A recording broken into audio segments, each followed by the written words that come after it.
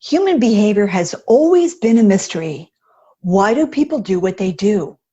Why do they react one way when we expected something else? How do we learn to understand, connect with, enroll, engage, align with people most effectively? Hi, I'm Christine Comerford, founder of Smart Tribes Institute, and welcome to our Smart Tribes Crack the Behavior Code podcast. In each episode, you'll learn practical, easy-to-use tools to better understand and change human behavior. These tools will help your team outperform, out-engage, outsell the competition. In other words, to become a smart tribe. Oh, and you'll find these tools super helpful in your personal life too. Let's go. Oprah has it. Steve Jobs had it. Mark Zuckerberg has it, but recently didn't listen to it and paid a huge price. Elon Musk made the same mistake.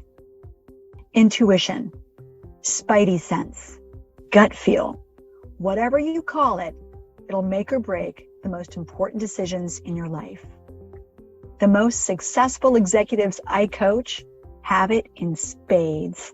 Let's talk about the 3 steps to access your hidden, gorgeous brain power.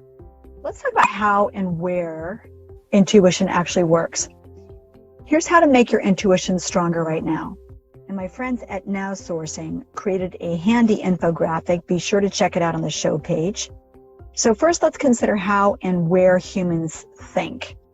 And as I outlined in a previous blog that we're linking to here, human beings actually have 3 brains. Since both our hearts and our intestines, our gut, has neural tissue, we have the heart brain, the gut brain, and the brain that sits in our cranium. Or if you count the one that sits in your cranium as 3, reptilian, mammalian, and neo-cortex, then we actually have 5 brains. So intuition operates in all these brains. So it's important to really understand how intuition works. Let's talk about where you think. So the reptilian brain is about instinct. It's an innate inclination toward a particular behavior in response to a certain stimulus. It's hardwired in the body from birth to keep us not dead. Examples: we pull away from something hot, we run away from danger. Mammalian brain, where much intuition or gut feeling occurs. It's a natural, thoughtless process which requires no analysis or deep thinking. It's unconsciously developed over time from our experiences and beliefs. Biases operate here and are unconscious, which is why they can be problematic. Example: trusting someone that's similar to you, even if you don't know them very well. Feeling good around someone, etc. Let's go now into the prefrontal cortex. That's where the analytical thinking occurs. This is where we're solving, decision making, and this is where biases operate too, such as making decisions based on a limited data set or past experiences. So, example, weighing the pros and cons of a decision before making it, and analyzing potential return on investment before sponsoring a project.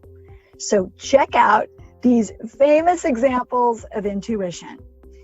And I want you to think about what parts of the brain were involved.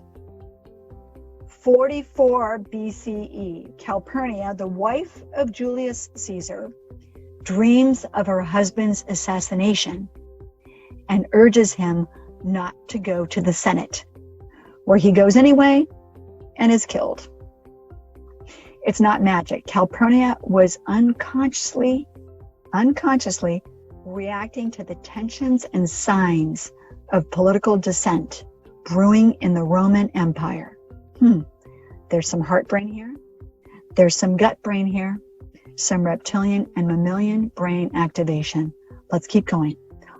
On a hunch, automobile tycoon Charles Howard, 1936 by the way, purchases an underweight colt named Seabiscuit, who goes on to become one of the greatest racehorses in history.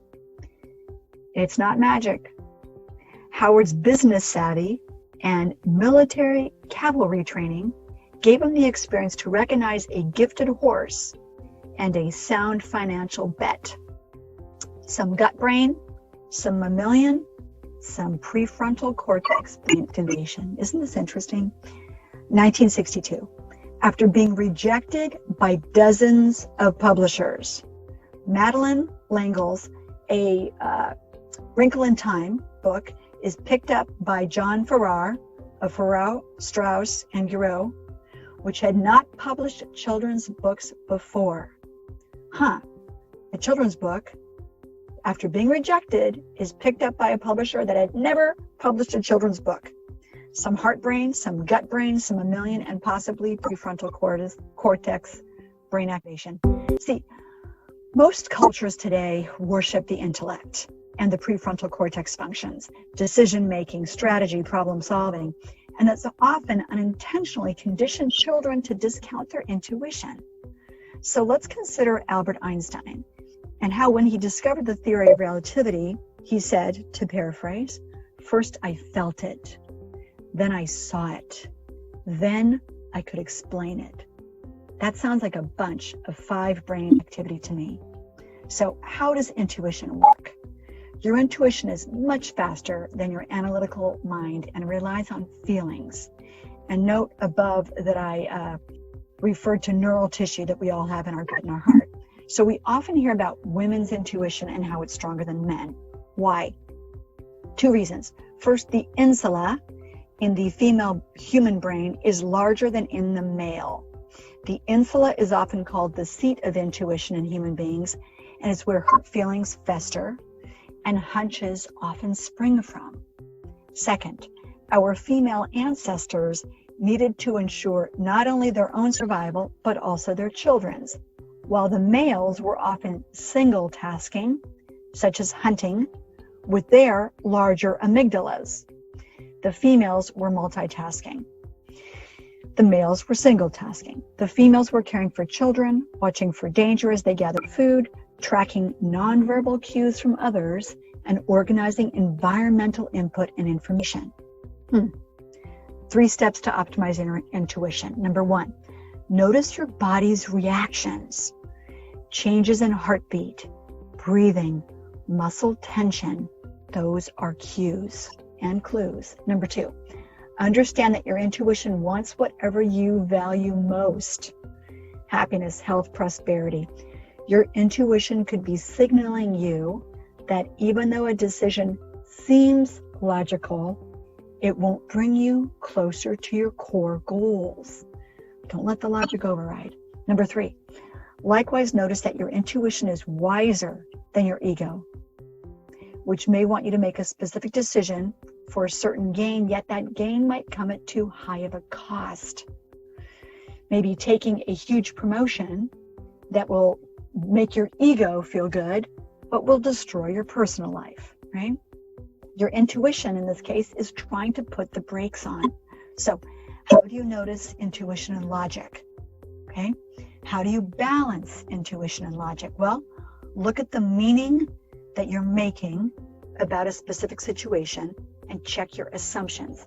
You know what we're going to do? We're going to put the cognitive biases on the show page because I want you to start to notice your cognitive biases. Look at your organismic rights. Ooh, let's put those on the show page as well. Look at the org rights and determine if they will be honored or expanded by the decision that you're making. Check yourself for those biases, those unconscious biases that might be in the way. Follow your intuition when you're working in rapidly changing high-stakes environments, when you're performing tasks you've done many times before, when you're brainstorming or discussing business with partners or coworkers. Follow your analytical brain, good old prefrontal cortex, when you're working in compliance scenarios or when you're under public or regulatory scrutiny, when you're doing something you have never done before, when you're hiring new talent or delegating work to employees. We have all made hiring mistakes by not following our analytical brain. So have the courage to follow your heart and intuition. They somehow already know what you truly want to become. Everything else is secondary. That was Steve Jobs at his 2005 Stanford commencement speech. So net, Intuition is a combination of the 5 functioning brains that you have. Intuition can be cultivated and improved by paying attention to the input your brains are offering you. Many key decisions merit a combination of intuition and analytical thinking. Remember the examples I gave you. Your intuition might just be telling you how to make better decisions. Are you ready to listen? Thanks for joining me on this episode. Every listen, every share, every review helps others form their own smart tribes where teams are engaged, happy, and optimally performing. Together, you and I can help millions of people crack the behavior code in their organizations, families, and communities. I invite you to take 2 minutes and head over to smarttribesinstitute.com to discover more about how to form a smart tribe. See you there, and please tell your friends.